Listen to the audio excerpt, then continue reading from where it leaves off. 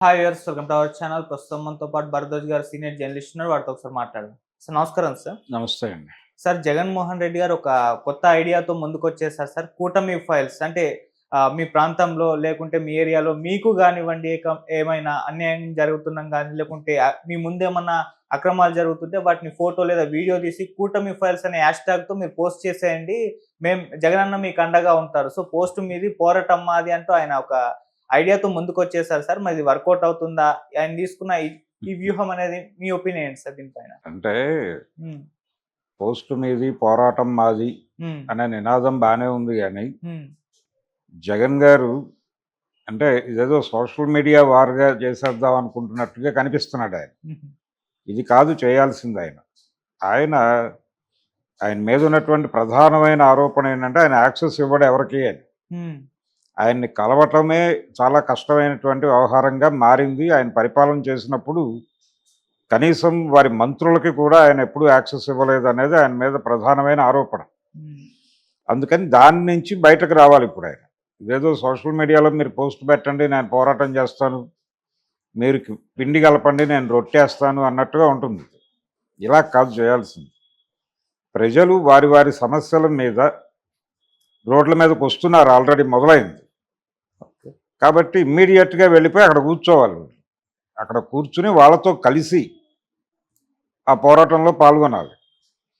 అది అటువంటి లక్షణాలు ఆయనలో కనబట్టలేదు. ప్రతిపక్షంలో కూడా ఆయన శాసిస్తున్నాడు.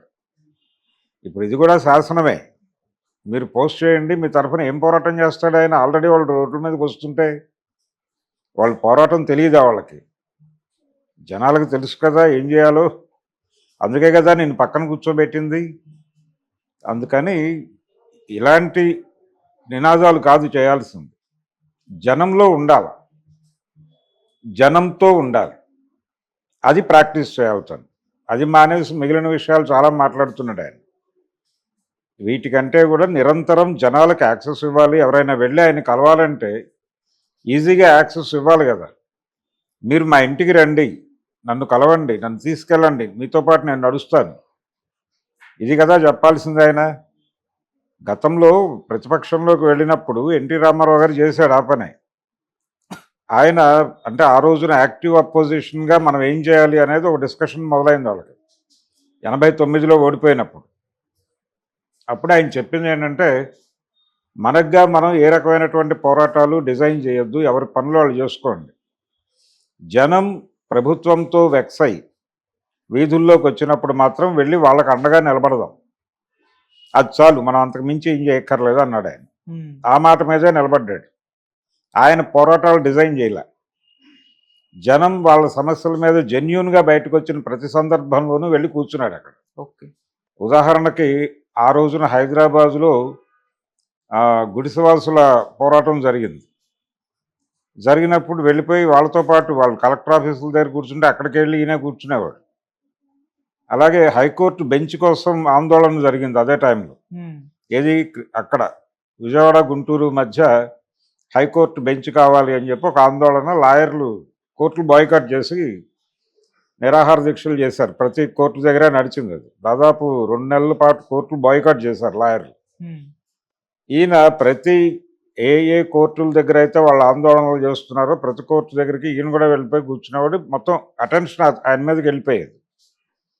ఈ క్రమంలోనే మద్యపాన వ్యతిరేక ఆందోళన మొదలైనప్పుడు దోబుగుంట రోసమ్మ గారు ఈయన వెళ్ళిపోయి ఆ టెంట్లో కూర్చుని వాళ్ళతో మాట్లాడటం. ఈయన సెంటర్ ఆఫ్ ది అట్రాక్షన్గా మారిపోతాడు ఆటోమేటిక్గా. హ్మ్. దీంతో ఏమిటి, ప్రజలు మనం రోడ్డు మీదకి వచ్చిన ప్రతిసారి మనకు అండగా ఇతను నిలబడుతున్నాడు అనేటువంటి ఒక గుడ్ విల్ క్యారీ ఫార్వర్డ్ అయిపోయి ఇమ్మీడియట్గా 94 ఎన్నికల్లో ఆయన్ని అంతకుముందు అన్నడూ లేనంత, అంతకుముందు 2 ఎన్నికల్లో ఆయన గెలిచిన మెజారిటీని మించిన సీట్లు ఇచ్చారు. హ్మ్. అది మార్గం. అందుకని మీరు పోస్ట్ పెట్టండి, నేను చూసుకుంటాను అంటే ముత్యాల ముగ్గులో డైలాగ్ ఉంటుంది, రావుగోపాలరావు డైలాగ్.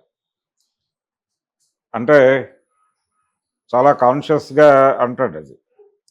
వెనకటికి ఎవడో బ్రహ్మదేవుడి కోసం తపస్సు చేసి బ్రహ్మదేవుడు ప్రత్యక్షమై ఏం వరం కావాలో కోరుకో భక్త అంటే, మా మేనమావ చెవిలో వెంట్రుకలు మొలిపించు, మిగిలింది నేను చూసుకుంటా అన్నట్ట అని ఒక డైలాగ్ ఉంటుంది.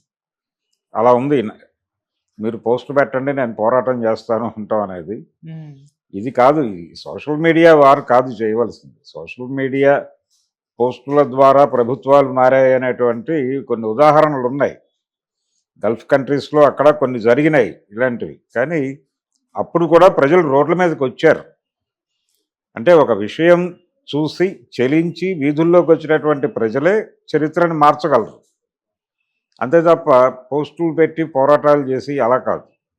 ఇక్కడ మర్చిపోతున్న విషయం ఏంటంటే వీళ్ళందరూ మేము రాజకీయ నాయకులు మాదొక స్పెషల్ కేటగిరీ అనుకుంటున్నారు. ప్రజలు రాజకీయాలు తెలియవు, అసలు ప్రజలు రాజకీయాల్లో లేరు, మేమే రాజకీయాల్లో ఉన్నాం అనుకుంటున్నారు. ప్రజలు కూడా రాజకీయాల్లోనే ఉన్నారు. ప్రతి ఒక్కడికి రాజకీయం అవసరం.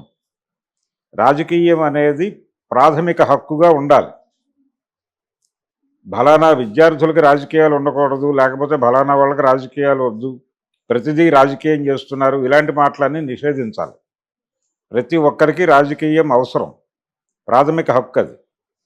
ఎందుకంటే ఈ దేశంలో ఏ మార్పు జరగాలన్నా అది నాయకులతో రాదు, ఉమ్, జనం రోడ్డు మీదకి వచ్చినప్పుడు మాత్రమే మార్పు వస్తుంది.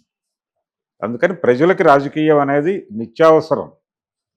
రోజు భోజనం ఎలా చేస్తారో, రోజు ఎలాగైతే నిద్రపోతారో, అలాగే రాజకీయం కూడా వాళ్ళ ఆలోచనల్లో భాగం కావాలి, వాళ్ళ ఆచరణలో భాగం కావాలి. అప్పుడు వీళ్ళు మాట వింటారు. ఉమ్, వీళ్ళేదో స్పెషల్ కేటగిరీ రాజకీయ నాయకులు, వారే రాజకీయం చేయాలి, లేకపోతే పార్టీల్లో ఉన్న వాళ్ళే రాజకీయం చేయాలి, ఇలాంటి అభిప్రాయాలు తప్పు. అందుకని ప్రజలు రాజకీయంగా వాళ్ళు మెలకువతో వీధుల్లోకి వచ్చే పరిస్థితి లేదనేటువంటి కాన్ఫిడెన్స్తో, జనం ఆర్గనైజ్డ్గా లేరు అనేటువంటి కాన్ఫిడెన్స్తో ఇలాంటి స్టేట్మెంట్లు ఇస్తున్నారు. వాళ్ళు ఆర్గనైజ్ అయితే వీళ్ళు కంట్రోల్లోకి వస్తారు. ఆ ఆర్గనైజ్ కావట్లేదు, వీళ్ళు కంపార్ట్మెంట్లుగా విడిపోయారు కాబట్టి మనం ఏం మాట్లాడినా చెల్లుతుంది అన్న ధోరణిలో జగన్మోహన్ రెడ్డి మాట్లాడుతున్నాడు. ఇది కరెక్ట్ కాదు. ఉమ్, ఆయన అలాగే మాట్లాడుతున్నాడు, మిగిలిన వాళ్ళు చంద్రబాబు అందుకో కూడా అదే మాట్లాడుతోంది. ఇక్కడ ఒక విచిత్రమైన పరిస్థితి ఏంటంటే ప్రతిపక్ష నాయకుడు బయట కనిపించట్లేదు, అధికార పక్ష నాయకులు తరచూ కనిపిస్తున్నారు. పవన్ కళ్యాణ్ లేకపోతే చంద్రబాబు, లోకేష్ ఏదో ఒక ఏరియాలో కనిపిస్తున్నారు వాళ్ళు. ఉమ్, ఈయన అసలు మళ్ళీ తాడేపల్లి ప్యాలెస్కి పరిమితం అయిపోతున్నటువంటి సందర్భం కనిపిస్తోంది. ఓకే. అంటే ఎన్నికల ముందు ఒక్కసారి బయటకు వచ్చి షో చేస్తే అయిపోతుందేమో అనే భ్రమలో ఉన్నట్టున్నాడు ఆయన. ఉమ్, అది కుదరదు. మీరు నిరంతరం జనంతో తిరగాలి, జనంలో ఉండాలి. జనం వీధుల్లోకి వచ్చిన ప్రతి సందర్భంలోనూ వాళ్ళతో పాటు కూర్చోవాలి, వాళ్ళతో పాటు నడవాలి. అది లేకుండా మీరు గెలవటం అనేది సాధ్యమయ్యే పని కాదు. మీరేదో సాధించి పెడతారనే భ్రమ వాళ్ళకి లేదు. వాళ్ళకి తెలిసి ఏదో ఎలా తెచ్చుకోవాలి. ఓకే. జనాలు అజ్ఞానులు అని అనుకున్నంతకాలం ఆయన అంతే ప్యాలెస్కి పరిమితమై ఉండటమే అవుతుంది. ఓకే. ఇటు కేసీఆర్ గారు కూడా అంతే ఉన్నారు సార్. ఆయన కూడా బయటకు రావడం లేదు. ఆయన కనిపించట్లేదు. అవును. అయితే ఆయనకు ఒక ఉత్సవ విగ్రహం ఉంది. ఆయనకి 2-3 ఉత్సవ విగ్రహాలు ఉన్నాయి. అవును. ఏది, ఆయన మేనల్లుడు ఉన్నాడు, ఆయన రోడ్డు మీదే ఉన్నాడు. ఉమ్, ఆయన కుమారుడు తరచూ మీడియా ముందుకు వచ్చి మాట్లాడుతున్నాడు. వారి కుమార్తె అప్పుడప్పుడు మీడియా ముందుకు వచ్చి మాట్లాడుతున్నారు. ఉత్సవ విగ్రహాలు ఉన్నారు అక్కడ. ఉమ్, కాబట్టి మూల విరాట్ కనిపించకపోయినా పర్లేదు. ఓకే. అక్కడ ఉత్సవ విగ్రహాలు ఏవీ లేవు, వారే బయటికి రావాలి వస్తాయి. ఉన్న ఉత్సవ విగ్రహాల మీద నమ్మకాలు లేవు జనాలకి. ఇప్పుడు సజ్జల రామకృష్ణారెడ్డి ఆయన తరఫున రోడ్డు మీదకి వచ్చి మాట్లాడితే జనం కన్విన్స్ అయ్యే మూడ్లో లేరు. ఉమ్, అందుకని అక్కడ వైఎస్ భారతి గారి రోడ్డు మీదకి వస్తే కొంతమేర కన్సిడరేషన్ ఉండొచ్చు. ఓకే. అప్పుడు కూడా ఏం చేస్తున్నాడు ఆయన, ఇంట్లో పడుకునే అంటారు జనాలు. అందుకని రెస్పాన్సిబిలిటీ తీసుకుని రోడ్డు మీదకి రావాల్సినటువంటి అవసరం ఉంది ఆయన. ఉమ్, జనంలోకి వెళ్ళి చెప్పు రోజువారీ, నీకు ఏదైతే ప్రభుత్వం ప్రజలను ఇబ్బంది పెడుతోంది, ఈ నిర్ణయం ప్రభుత్వం తీసుకుంది, ఈ నిర్ణయం వలన ప్రజలు ఇబ్బంది పడతారని నీకు అనిపిస్తే రోడ్డు మీదకి వచ్చి ప్రశ్నించు ప్రభుత్వాన్ని. ప్రజల మధ్యలో నిలబడి ప్రజలను ఆర్గనైజ్ చేయి. అది కదా చేయాల్సింది నువ్వు. అది మానేసి ఎక్కడో కూర్చుని మీరు పోస్ట్ పెట్టండి, నేను పోరాటం చేస్తానని ఇలాంటి మాటలన్నీ ఉరికినే భ్రమలు కల్పించే మాటలు తప్ప ఏమీ వీటి వలన ఒరిగేది ఏముండదు. ఆయనకి ఒరగదు, ప్రపంచానికి ఒరగదు. Okay. Okay sir. Thank you so much sir. Thank you.